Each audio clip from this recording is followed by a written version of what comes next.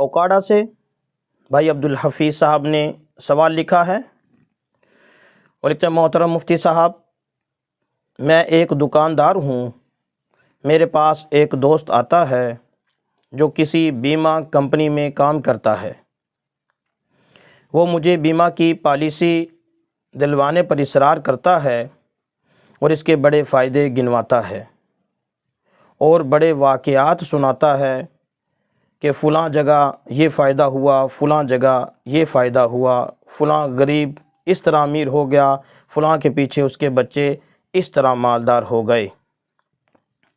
لیکن میرا دل یہ نہیں مانتا، دل میں ایک خدشہ اور ڈاؤٹ ہے کہ آپ کو سوال لکھنے کا مقصد یہ ہے کہ آپ بتا دیں کہ کیا شرعی اعتبار سے بیمہ کی پالیسی لینا جائز ہے یا نہیں۔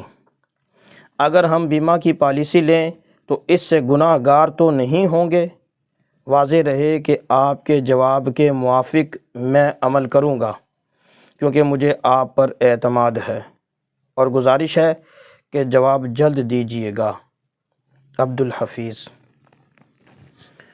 جی میرے محترم بھائی، اللہ تعالیٰ آپ کو جزائے خیر عطا فرمائے۔ آپ نے سوال لکھا، محبت کا اظہار کیا۔ میرے محترم بھائی، بیمہ لینا جائز نہیں ہے، یہ قطعی طور پر ناجائز اور حرام ہے۔ اس میں دو بڑے گناہ ہیں، ایک گناہ تو سود کا ہے اور دوسرا ساتھ جوئے کا بھی گناہ ہے۔ جو بڑے گناہوں میں سے جو دو گناہ بڑے ہیں، یعنی جو اکبر الکبائر گناہ ہیں، جو سب سے بڑے گناہ ہیں، انہی میں سے ایک جوا ہے اور انہی میں سے ایک سود ہے۔ تو بیمہ میں دونوں پائے جاتے ہیں، سود بھی پایا جاتا ہے اور جوا بھی پایا جاتا ہے۔ لہٰذا میرے محترم بھائی، وہ آپ کو جو مرضی فوائد سناتا رہے، آپ کو جو مرضی واقعات سناتا رہے، آپ ان کی باتوں پر بالکل کان نہ دھریں۔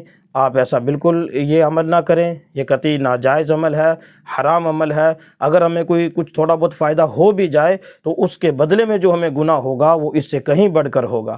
اس لیے اس بات سے اجتناب کیا جائے، ایسا نہ کیا جائے، یہ پالیسی بالکل نہ لی جائے۔